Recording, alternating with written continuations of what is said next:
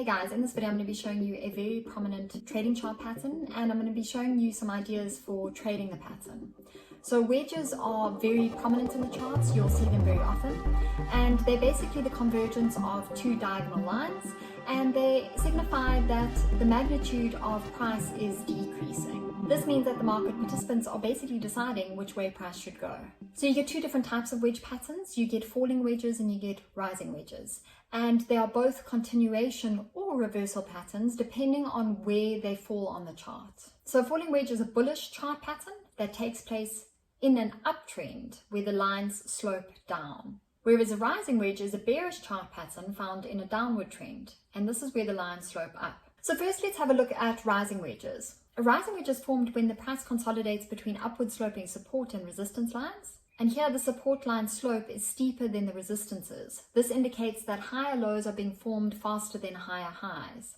And this leads to a wedge-like formation, which is exactly where the chart pattern gets its name from. Now with prices consolidating, we know that a big move is coming. So we can expect a breakout to the top or the bottom. Now this is important to note. If a rising wedge occurs after an uptrend, then this is a bearish reversal signal. On the other hand, if the rising wedge occurs after a downtrend, then it is a continuation pattern and the price will continue to move down. Either way, it's very important that you're ready with your entry, depending on whether an uptrend or a downtrend preceded the wedge pattern. So in this first example, a rising wedge formed at the end of an uptrend.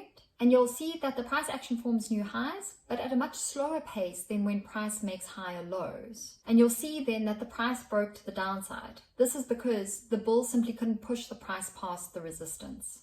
They pushed the price back down to break the trend line, indicating a downtrend on the cards. And you may notice that the price movement after the breakout is approximately the same magnitude as the height of the formation. Let's take a look at another rising wedge formation, only this time you'll notice it comes after a downtrend. So as you can see, the price came down from a downtrend before consolidating and then made higher highs and even higher lows. In this case, the price broke to the downside and the downtrend continued.